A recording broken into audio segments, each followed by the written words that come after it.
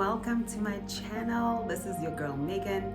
Thank you for joining me, guys. It's been a minute. Oh my word, I haven't recorded in so long, and yeah, life has just been crazy, busy with assignments and tests. So yeah, I've been seeing flames for the past 2 weeks, but I'm glad to say that the assignments are done and dusted and just got one more test to go. So yeah, it's all looking good finally.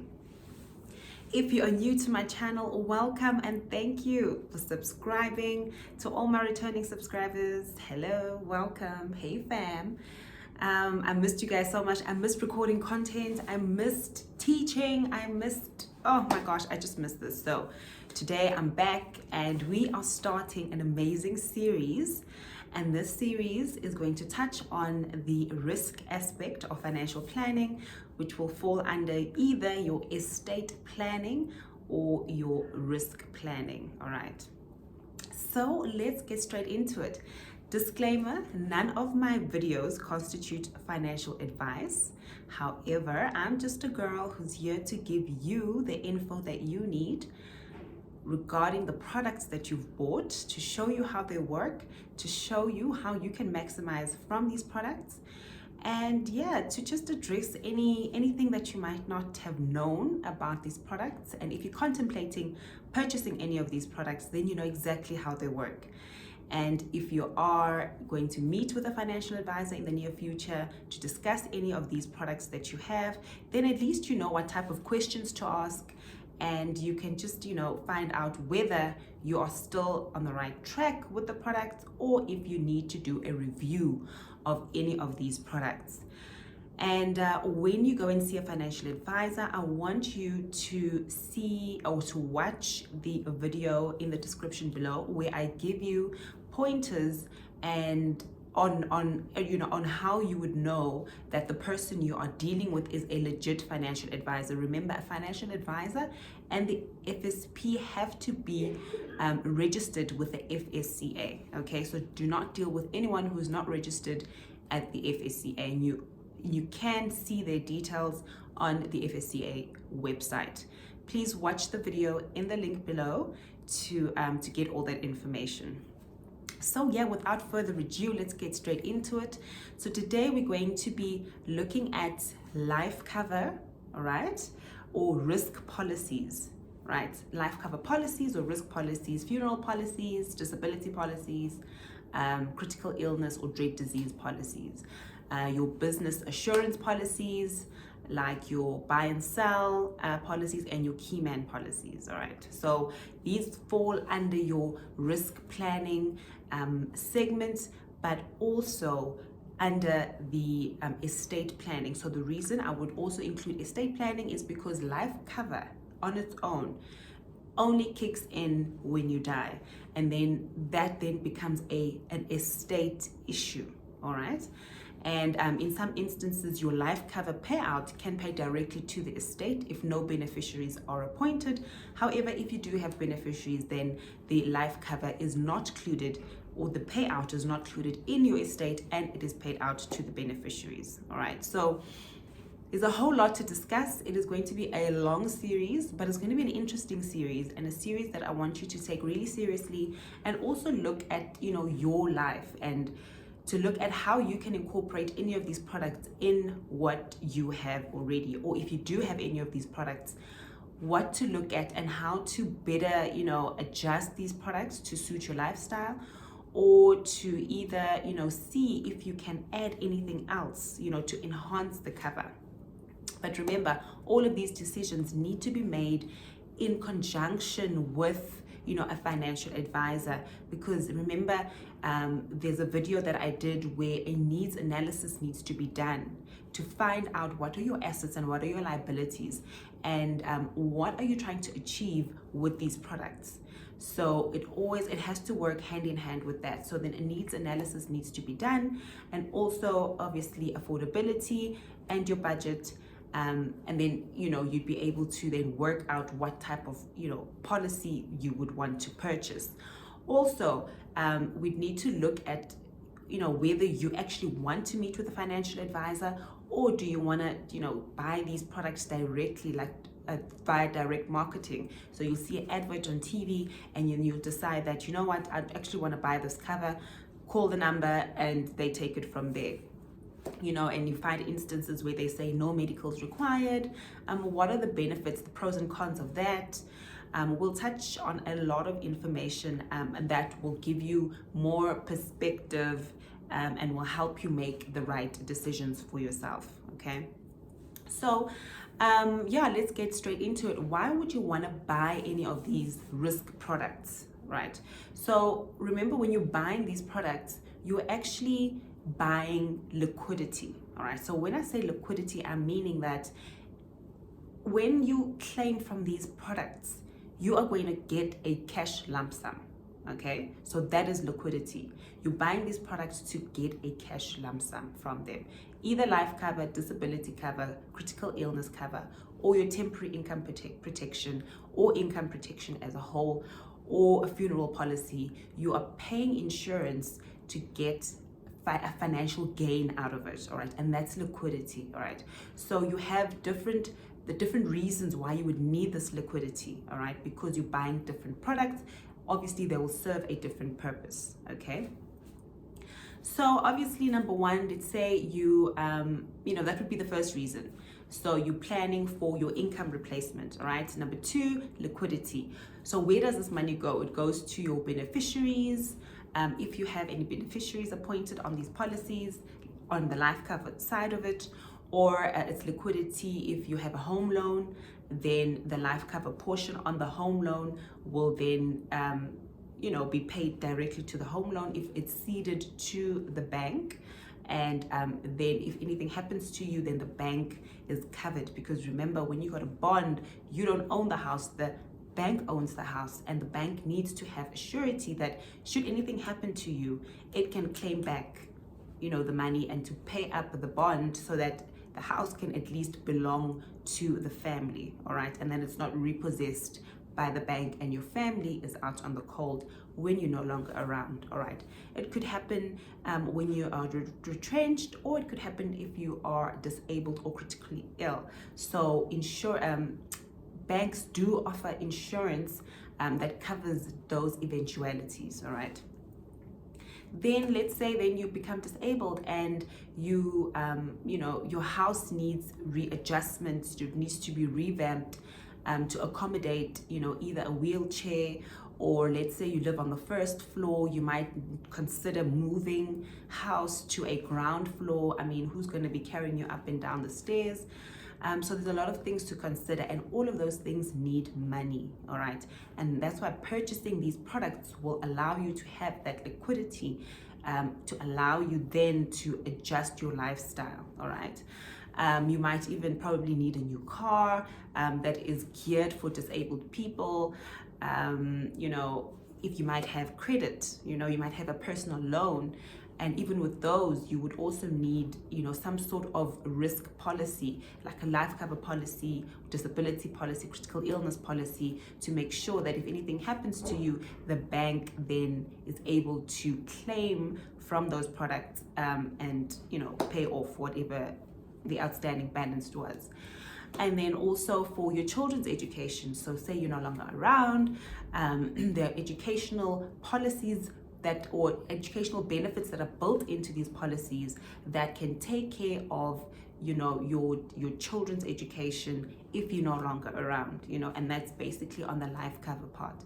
So different companies have different products that they incorporate within the structure, so that they seem more appealing to the consumers, and that you would rather maybe go with this company because they offer enhanced benefits on their platform that would suit your needs, all right? And remember, all these payouts are tax-free. They are not taxed, okay? So you will not get taxed. However, if you do take any of these contributions or the payouts and you reinvest it, so say you get a payout for a critical illness event that you might have had, you fully recovered, but you receive this X amount payout from the insurance company, you can take that money and literally put it in investment. However, if you do that, then you're putting it in a vehicle that is subject to tax. So whether you're putting it in a unit trust, it would be subject to CGT, all right, capital gains tax. Or if you are putting it into a living annuity, it would be subject to income tax, okay? So it just depends. Or if you're putting it into an RA, when you're at that retirement age, let's say you're not at retirement age and you decide to put a lump sum into your retirement annuity. Remember, when you reach retirement, the early retirement, which is age 55, and if you want to withdraw from your retirement fund, the first 500,000 can be taken tax-free, but whatever's left in there needs to be put into an annuity, all right, and that will still be taxed. Okay, so the first 500,000 is tax-free. If you withdraw more over and above that, the portion that is over and above that will be taxed, and then if you put in an annuity, it will also be taxed, as an income in the annuity. So it just depends what you want to do with the lump sum that you receive. Okay, so that is the main, I think those are the main reasons why you would want to purchase any of these products. Also, I would like to add that one of the things you would need to also consider is wealth creation. Okay, so I do know that we do have some clients that don't have enough time on their side, so they purchase these products to so that the family can inherit this lump sum of life cover, and then they can use that to live on. And that's also another form of wealth generation, because you've been working probably for 10 years.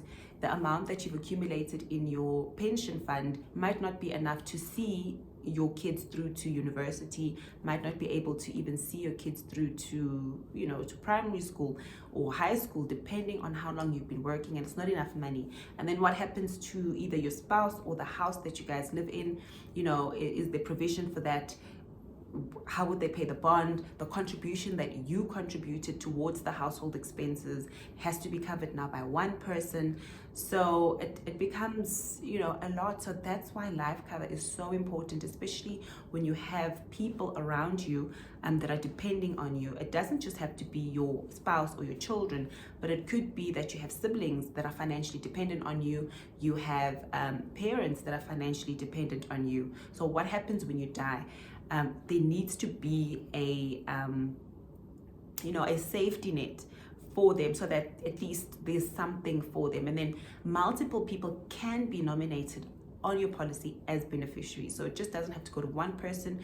Remember, in total it has to be 100%, so 20% can go to that person, 20% to that person, 20% to that person, depending on the needs of the people and how you financially supported these people. And also it could be another form of wealth generation. Let's say when you're still alive, when you're claiming for critical illness policies. I mean, I know a client that received a payout of 900,000. I mean, just for like a melanoma that was benign. It was removed from the skin and it qualified under the criteria of the insurance company, and he got paid out that lump sum, and he actually used that money to pay off part of his bond.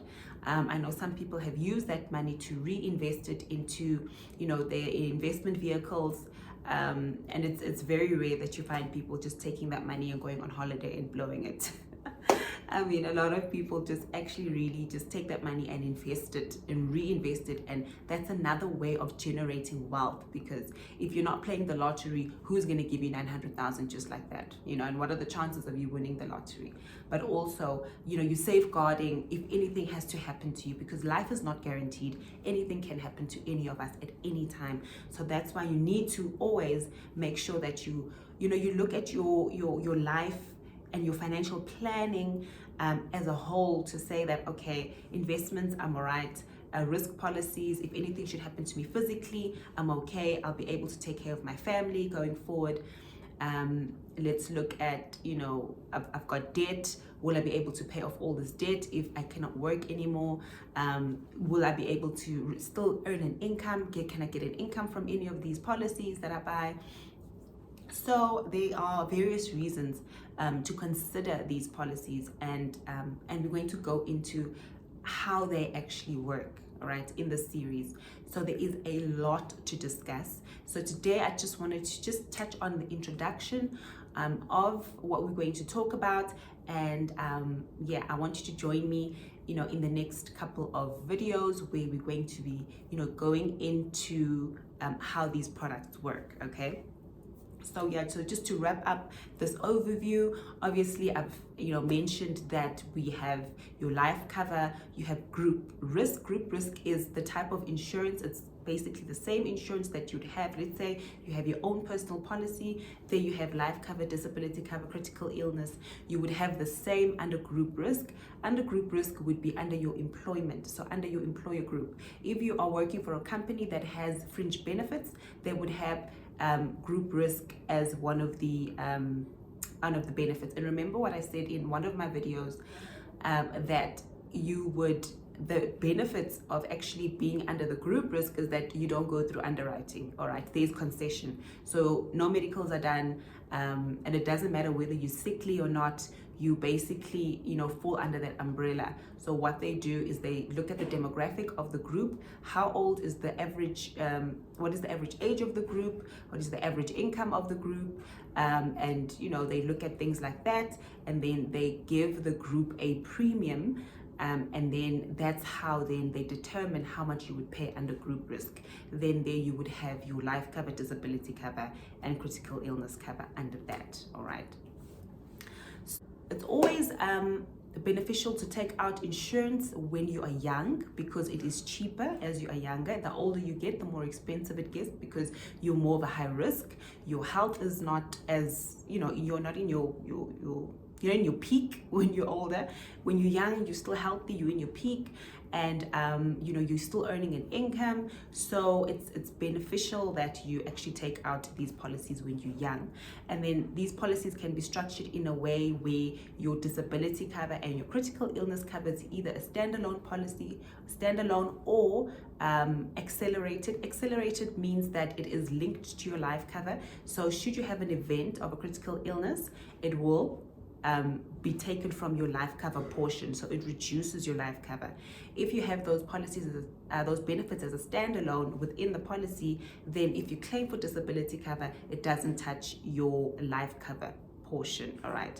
However, standalone policies are expensive, or standalone benefits within the policy are more expensive than your accelerated benefits. So an instance would be when you do your quotes, you would have probably a higher life cover portion, and then a reduced disability and critical illness, so that when you do claim from them, it doesn't reduce your life cover that much. It only reduces it by the amount that you're claiming from, all right? So those are the differences. You get accelerated and non-accelerated benefits within the policy, right? We're going to get into those in detail. Then I just also want to touch on premium patterns. So it's either you get level or age rated. So age rated premiums are cheaper when you're still young, but they get more expensive as you get older. Level premium patterns are more expensive in the beginning, but as time goes on, they become quite affordable. The age rated policies get very expensive as time goes by, but with the level premium premium pattern, it actually gets more affordable as time goes by. So those are the type of things that you would look at when you are comparing quotes with your financial advisor. Obviously we touched on beneficiaries, and what else did I want to touch on? Yeah, so that's basically the overview of the risk policies that we're going to discuss. So obviously I will have a different topic on a different aspect of this, and yeah, we're going to have a lot of fun. So join me. I will try and not make the videos too long. I want them to be interesting. I want you to leave the video with I don't know that, now I know that. That's the intention. That's what I want you to get from these videos. I don't want them to be too long, but I want them to be punchy, to be educational, to be interesting, to make you start thinking and asking questions and reviewing your own policies, and speaking to a financial advisor to get further advice should you need any. So thank you for joining me. I really enjoyed this. I'm so glad to be back, guys. I've been seeing flames for the past 2 weeks. It's been so hectic with work and studies and assignments and tests. Like, I feel like I've literally been averaging like probably 5 hours of sleep every day for the past 2 weeks, and it's been team 3 a.m. Like, I find that I work better in the morning, so it's been team 3 a.m. literally at 3 a.m. and it's been amazing because I'm here now and I'm happy that it is all done. So yeah, I'm really excited. Thank you guys for joining me. And yes, please like, share, subscribe, and let us grow the family. Thanks to all my subscribers. Thank you for subscribing, and I hope you enjoy all these videos. Hope you enjoy the series. And yes, stay blessed and take care until the next one. Goodbye.